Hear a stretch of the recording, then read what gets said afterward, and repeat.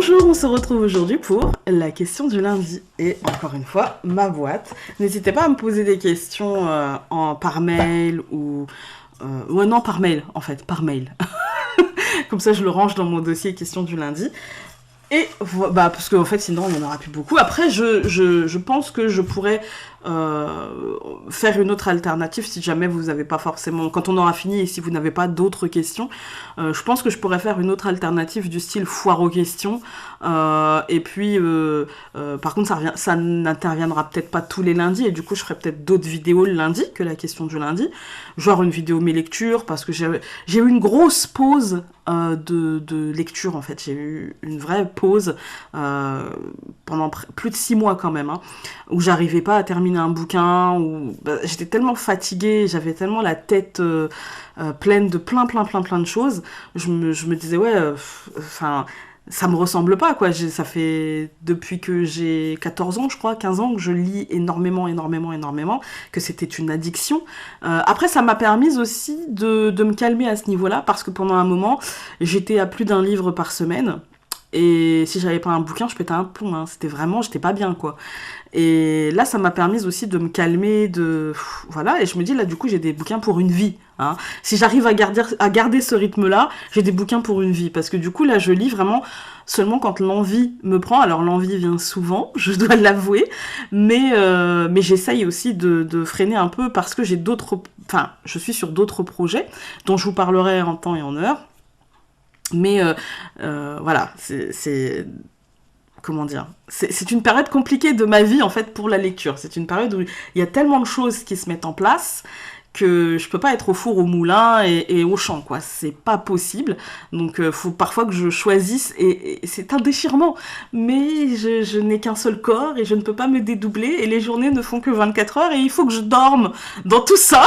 Donc, et là, je me sens... Alors, peut-être que ça ne va pas se voir, parce que là, il fait assez sombre et que, clairement, j'ai eu la flemme de sortir les spots, etc. Donc, mon mari, quand il va voir la vidéo, il va me dire « T'exagères, on a acheté des spots, c'est pas pour rien. » Oui, mais aujourd'hui, j'avais vraiment la flemme de sortir les spots, de tout monter, donc j'ai juste allumé la lumière. Et si je parais fatiguée, je ne suis pas fatiguée, je parais juste fatiguée, je vous promets. Et en plus, ça m'embête, parce que, normalement, là, on est quand même le 9 mai, il devrait faire super beau, et là, il fait super mauvais. Donc voilà, c'est un peu... Je pariais sur le soleil va tenir toutes les vidéos que j'ai besoin de faire. Raté. Bon, bref. Allez, hop.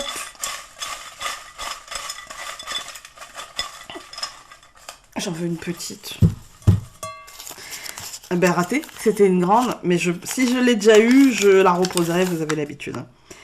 Ouais, on l'a déjà eu, c'est prends un Lenormand et tire 5 cartes ou plus et associe chacune d'elles à une carte de tarot. Je l'ai eu il y a pas longtemps, donc désolée. Hop, donc je vais la mettre de côté là. Hop, et on va essayer d'en prendre une qu'on n'a pas eue.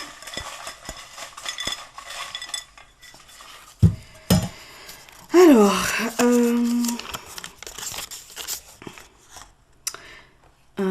si tu devais choisir un seul tarot pour répondre à une question spirituelle et ou psychologique. On ne l'a pas eu il n'y a pas longtemps, celle-ci aussi?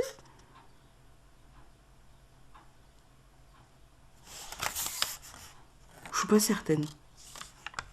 Et bon, du coup, je vais y répondre parce que je suis pas certaine. Alors, si tu devais choisir un seul tarot pour répondre à une question spirituelle et ou psychologique. Bah déjà, je prendrais pas le même. Mais si je devais choisir un seul, parce que c'est la question, hein, un seul, non, Founé, c'est un seul. Tu n'as pas le droit de faire à ta guise, tu réponds aux questions. Je pense que je choisirais un rider parce que je suis plus à l'aise. Et du coup, je pense que je prendrais un rider tout simple, en fait, je vais vous montrer. Bon, j'ai pris le premier venu, c'est peut-être pas celui que je prendrais parce que je pense que je prendrais celui de Rachel Pollack. J'aime bien le dos, en fait, même s'il est pas, voilà, il est quadrillé, mais c'est toujours mieux que ça, en fait. Voilà. Après, je cherche, si vous connaissez un tarot Rider-Waite avec un dos joli, et puis qui soit pas trop cher non plus, parce que si c'est pour mettre 50 balles dans un tarot, non, hein, surtout en ce moment, voilà. Donc non. Mais j'aimerais bien avoir un tarot avec un dos assez joli. Mais je prendrai un rider parce que je prendrai le cadre du rider, d'accord, enfin du tarot. Je prendrai le cadre. Et puis, ça ne m'empêcherait pas, en fait, après d'y aller à l'intuition. Voilà. Alors, par exemple, on va prendre le 9 d'épée.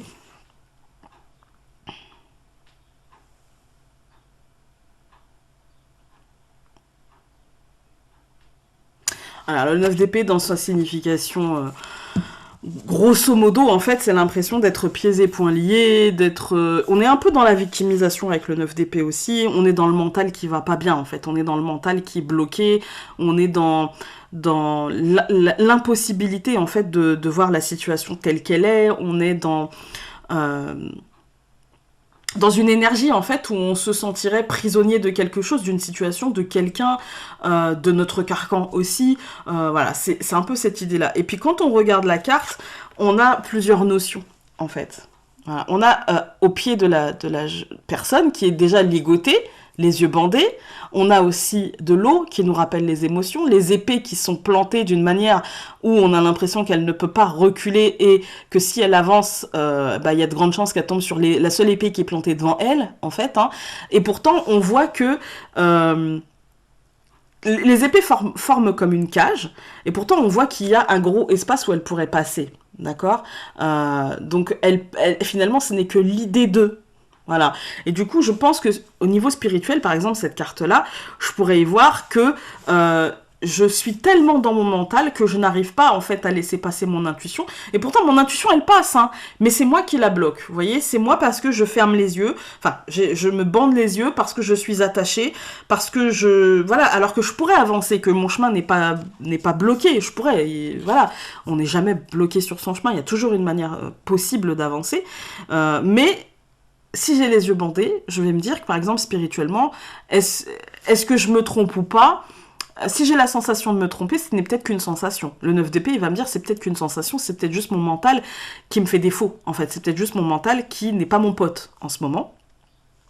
Et au niveau psychologique, je vais me dire que là, en fait, je suis peut-être dans une forme de victimisation, je suis peut-être dans une forme peut-être que je me complais, finalement, dans ce qui va pas. Peut-être que je dois passer par cette étape de j'ai pas envie... Est-ce que je devrais pas juste assumer que là, j'ai pas envie d'avancer, que là, j'ai pas envie de faire les choses, que là, j'ai pas... Voilà, parce que finalement, c'est une cage, mais comme s'il y avait une cage avec une porte ouverte, en fait. Hein.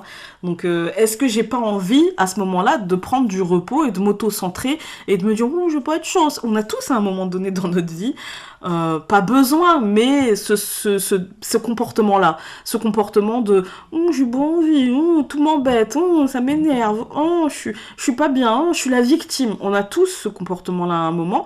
Il faut juste assumer, en fait, de l'avoir et de se dire « Ok, c'est pas parce que j'ai ça aujourd'hui que je dois rester comme ça dans ma vie, en fait, que ça doit me définir et que je dois rester comme ça tout le temps. » Vous savez, cette carte-là, elle me fait penser aux gens qui disent tout le temps « Ah, mais moi, j'ai trop la poisse, en fait. » Mais en fait, bah oui, à force de le dire, tu l'attires, en fait. Et c'est pas la poisse, en fait, c'est juste tu attires ce que tu vibres. Si tu penses que tu n'auras jamais ce que tu veux, bah tu n'auras jamais ce que tu veux, en fait, hein, tout simplement. Et moi, ça me fait penser à ça, le 9 d'épée, mais plein d'autres cartes, hein. On pourrait prendre aussi... voilà, par exemple, le 4 de bâton. Alors, je vous montre la carte. Le 4 de bâton, d'une manière générale, c'est la célébration, c'est la famille, c'est les nôtres, en fait. Hein. Les nôtres, c'est quelque chose d'équilibré, parce qu'il voilà, y a 4 piliers, d'accord. C'est quelque chose de positif, c'est quelque chose de... comment dire, de stable, voilà. Pour moi, ça va être quelque chose... Les bâtons, on est dans l'action, d'accord. Du coup, je vais me dire qu'on va être dans l'action juste, qu'on va être dans l'action carrée, peut-être parfois un peu trop carrée, justement. Peut-être parfois un petit peu trop... ce que j'ai pu voir hein, dans les tirages pour moi, c'est que parfois c'est un peu trop psychorigide, voilà. On peut être un peu comme ça, mais en même temps, c'est couronné de succès. En même temps, il n'y a pas réellement de soucis, vous voyez, il n'y a pas réellement de problème dans cette carte. Du coup, alors d'une manière spirituelle, je vais pouvoir y voir quelque chose de l'ordre d'une construction. spirituelle qui serait stable, en fait, où ça nous conviendrait à nous. Je dis pas que on est dans la vérité, on est dans notre vérité, d'accord? Parce que la vérité en spiritualité n'existe pas. Je suis désolée de vous le dire, je suis désolée de vous apprendre ça, peut-être, mais si quelqu'un vous dit que sa vérité spirituelle est la vérité universelle, eh bien non, ça n'existe pas.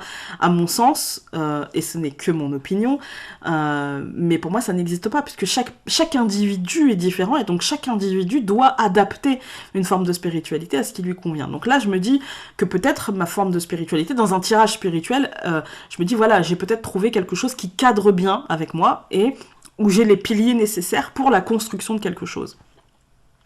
D'une manière psychologique, je vais me dire que j'aurais peut-être la force d'avancer vers quelque chose, j'aurais peut-être suffisamment de force active en moi, suffisamment d'énergie active en moi pour entreprendre les choses et pour entamer la construction ou pour consolider la construction de quelque chose de l'ordre d'un projet qui peut toucher les miens ou qui peut toucher la famille, mais qui peut toucher tout simplement en fait mon monde à moi, en fait. Mon monde à moi, qu'il soit intérieur, qu'il soit extérieur, qu'il soit professionnel, qu'il soit familial, peu importe en fait. Hein. Mais je vais peut-être avoir cette force-là.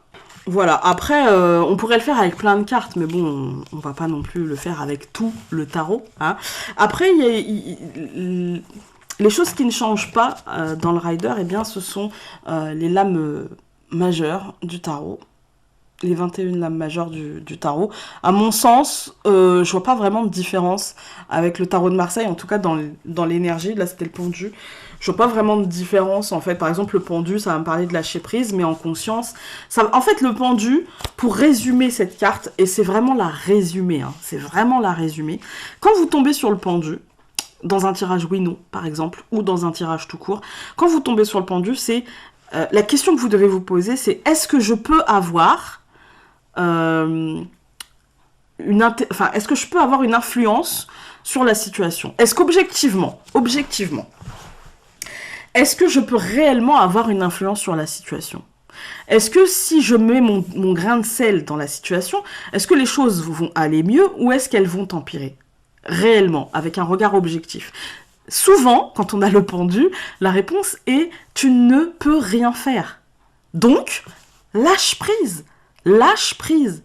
Prends conscience que, comme tu ne peux rien faire, la seule chose que tu pourrais faire, c'est soit te faire mal, soit empirer les choses. Voilà. Est-ce que vraiment tu as envie de te faire mal?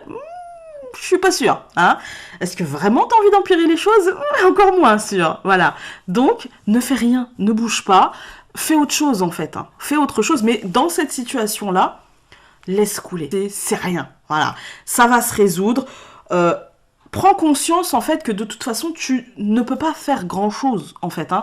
Comme j'ai dit, à part empirer, à part se faire mal, et du coup évite de te faire ça. Voilà. Moi quand j'ai cette carte là, c'est ce que ça me dit. Hein. Je me dis voilà, je lâche prise, je vibre positif, je vibre que tout va s'arranger, je pense que tout va s'arranger, je laisse faire les choses et puis les choses s'arrangent. Voilà, les choses se concrétisent ou les choses s'arrangent. Si je ne peux rien faire, ça ne sert à rien que je me fasse du mal. Voilà. Souvent, quand j'ai cette carte-là, c'est ce que je me dis, en fait. Hein. Tranquille. Voilà, laisse faire.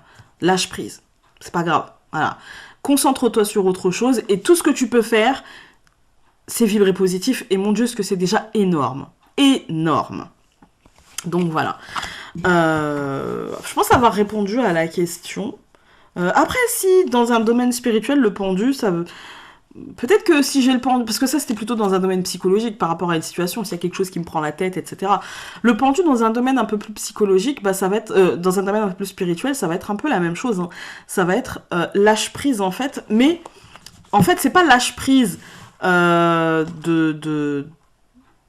travaille plus ta spiritualité, non.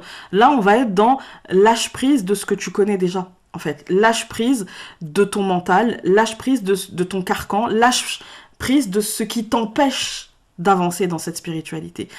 Remets-toi en question, sur tous les domaines, n'aie pas de tabou.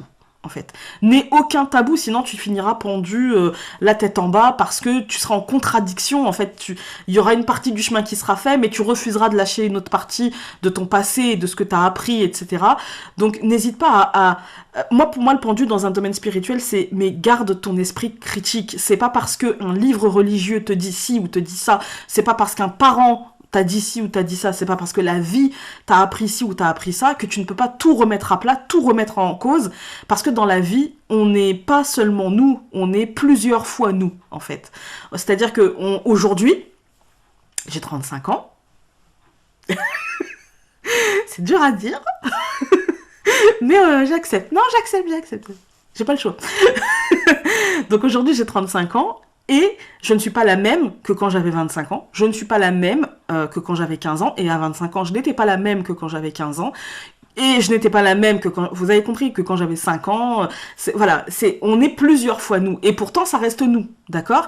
Et aujourd'hui, si vous avez entamé un chemin spirituel, mais qu'il y a des choses... que vous ne vous expliquez pas, que vous avez du mal à intégrer, parce que vous avez intégré d'autres choses dans votre vie avant, eh bien peut-être que ça vous convenait avant, mais il faut savoir les remettre en question, il faut garder son esprit ouvert et son esprit critique, quoi qu'il arrive en fait, parce que sinon, en fait tout ce que vous devenez c'est un mouton qui ressemble à un mouton, voilà, et on n'est jamais heureux dans ça, on n'est jamais heureux, on a l'illusion qu'on est bien, que tout va bien, mais en fait on n'est jamais réellement heureux, parce que pour être heureux, il faut accepter son individualité. Quand je dis être heureux, c'est une notion très abstraite, hein. La notion du bonheur, il n'y a pas de bonheur absolu, il n'y a pas de personnes qui sont absolument heureuses tout le temps. C'est juste que pour être en phase avec soi-même, et ce que j'appelle être heureux, hein, dans ma vie à moi, c'est juste être en phase avec moi-même, être en accord avec moi-même, c'est-à-dire qu'il faut que je me remette en question souvent pour pouvoir me dire, là finalement, ce truc-là, ça collait avant, avec la Founée il y a peut-être 2 ans, 5 ans, 10 ans, 15 ans, 20 ans, mais aujourd'hui, ça colle plus trop, et du coup, qu'est-ce qui fait que ça colle pas, et qu'est-ce qui fait que je m'y accroche? Et c'est ça, en fait, le pendule, là, c'est la remise en question, c'est, ok, je lâche tout, je remets tout à plat, qu'est-ce qui fait qu'aujourd'hui, dans cette croyance-là, ou dans ce schéma-là, je me sens plus à l'aise, en fait? Qu'est-ce qui fait ça, en fait? Et du coup, peut-être que je lâche pas parce que j'ai besoin de faire partie d'une communauté. Et du coup, dans ces cas-là, je l'assume en fait. Hein. Je l'assume. J'ai besoin de cette communauté. Et du coup, je me freine dans mon développement spirituel. Mais c'est assumé. C'est assumé. Et d'autres personnes se disent, non, moi j'ai pas besoin de vivre en communauté, j'ai pas besoin de faire partie d'un groupe. Moi, ce que je veux, c'est être en phase avec moi-même. C'est ça le plus important. Et chacun voit midi à sa porte. Chacun est heureux de la manière dont il le souhaite. Mais il faut que ce soit fait en conscience pour être constructif. On n'est pas tous prêts à sortir du groupe, de la masse, j'allais dire de la secte. Non, c'est un peu gros quand même. Hein. Non. Mais on n'est pas tous prêts en fait à assumer notre individualité et à assumer nos croyances individuelles. Et on a parfois besoin de quelqu'un au-dessus de nous, d'un mentor, comme on m'a demandé la dernière fois dans une question. On a peut-être parfois besoin d'un mentor, de quelqu'un qui nous guide, d'un maître spirituel, de quelque chose. Mais parfois non. Voilà, il faut juste assumer son besoin, tout simplement. Et une fois qu'on assume ça, et une fois qu'on est en phase avec ça, c'est pas qu'on se trompe ou c'est pas qu'on se trompe pas, c'est juste que c'est bien pour nous à l'instant T. Et il ne faut pas se priver de la réflexion de se dire en fait que peut-être un jour on aura besoin d'en sortir. Ça arrive aussi. Faut pas rester figé dans la vie, il faut, comme le pendu, savoir tout remettre à plat. Voilà, donc là je pense avoir fait le tour de la question. Donc, écoutez, je vais vous laisser et on se retrouve très vite pour de prochaines vidéos. Salut!